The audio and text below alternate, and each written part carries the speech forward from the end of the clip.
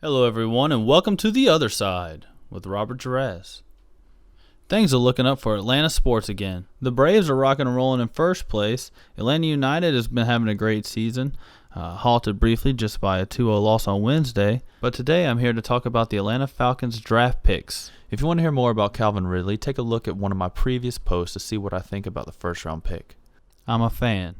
But today, I'm here to focus on rounds 2 through 6 and look at what was certainly another fine draft under the Dan Quinn and Thomas Dimitroff pairing.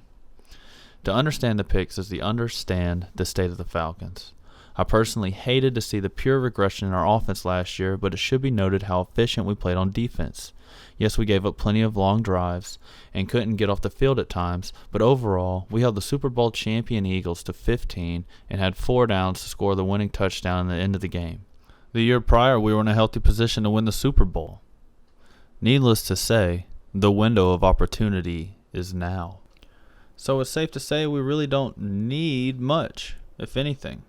Our offense has a lot of weapons and our defense is coming along nicely. This was a defense who gave up the 7th fewest touchdowns in the NFL. Of the 33 touchdowns we gave up, only 9 were rushing. That leaves 22 through the air. Second round pick Isaiah Oliver looks to have been brought in to help get that number down. There were times last year where we needed another stellar third option at cornerback. Now we may just have that guy. It's not like our pass defense was bad. We were 12th in the league in passing yards per game, and we were second in giving up receptions over 40 yards. We just couldn't get off the field fast enough at times. The Falcons were the 9th worst team giving up the first downs through the air with 197. Now that can be frustrating if it's 3rd and 8 and 3rd and 4 and the opponent is allowed to extend drives and run time off the clock because we're giving up first downs through the air. One way we can help ourselves get off the field faster will be to solidify our defensive front. Deidre Senat looks to be that rotational, motor-running, physical force we need to fulfill our front. I strongly believe we would have gone P.J. Hall had the Raiders not picked him right in front of us and Oliver not been available. However, the Falcons got 2 value picks and had a faith in a number of guys in the 3rd round they believe that could make an impact, and Senat is the guy that they trust.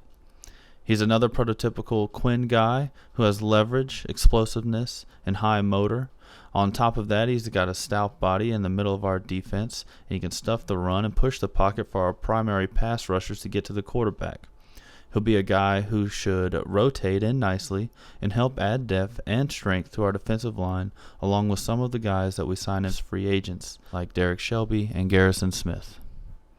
At first, I was quite confused why we elected to go with the running back in the 4th round, but after looking over how the round played out and who was available in the 5th, I loved the pick.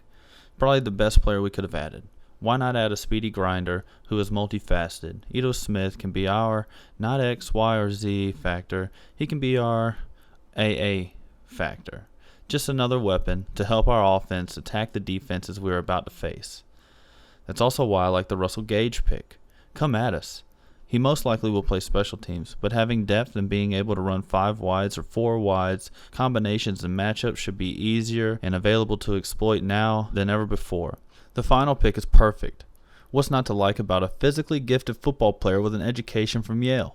Sounds like the perfect guy to play behind our Pro Bowl and second-year linebackers from LSU. Foye Olakun will be a guy I look to make a few tackles a year just so I can turn to somebody and tell them he's from Yale. Overall, the Atlanta Falcons are loaded and should have every opportunity to play for and win the Super Bowl this coming season in Atlanta. Our window of opportunity is open, so let's take it. Rise up.